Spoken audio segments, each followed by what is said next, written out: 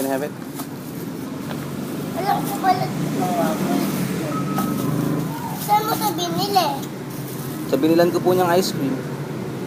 Papat na. Masarap eh.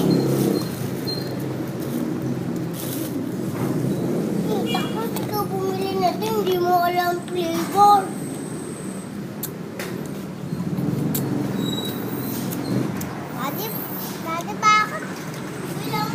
Daddy, bakit nagalang ako nanta? Eh, syempre, love kita. Kung ano lasa? Ano lasa? Kumagat ka! Dinidilaan lang yan eh. Ano?